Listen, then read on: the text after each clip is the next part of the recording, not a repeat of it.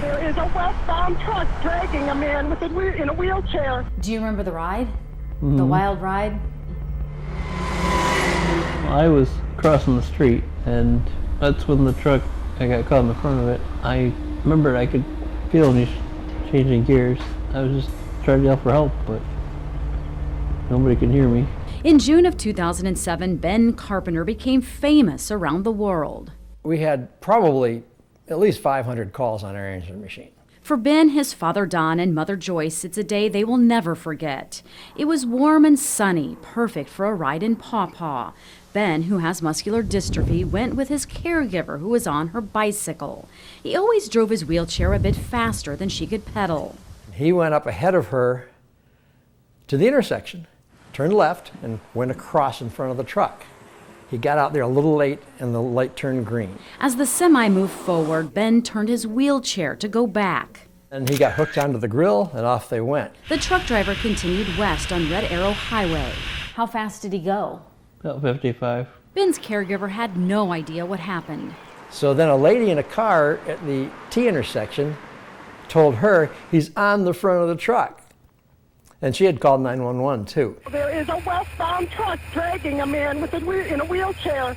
He did not see him crossing in front of him when the light changed. Oh my God, he's in a wheelchair. He went to cross the street, and his brother didn't stop. And it's still going. He's on the front. At times, Ben wasn't sure if he would make it.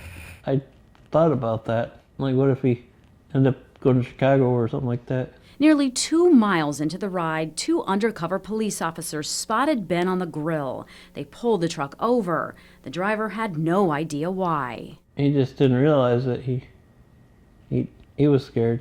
He was surprised, though. He didn't know. No.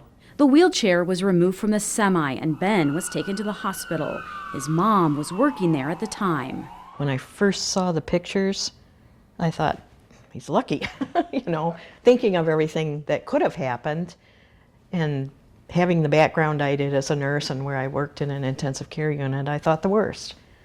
But it didn't happen. The family thought it was over. Ben wasn't hurt. End of story, right? Well, was I wrong? It went worldwide, essentially. The Carpenters fielded calls from all the local TV stations and major networks. They did dozens of interviews. What do you have in there? I have everything. Joyce documented the news coverage in a book called Ben's Wild Ride. This was the headline in the Enquirer. Oh yeah, Right down there yeah. in the bottom, stuck on you. Joyce, do you have fun with it now? Yes, we definitely laugh about it. Yeah. And feel very fortunate that Ben wasn't hurt. It's amazing I survived. When you think about it, it is unbelievable. The way the wheelchair turned and stuck so perfectly in the grill. The wheels that were just close enough to the ground that they moved with the semi. Saved his life, really. Then there were those undercover officers that passed by. You couldn't recreate it if you tried.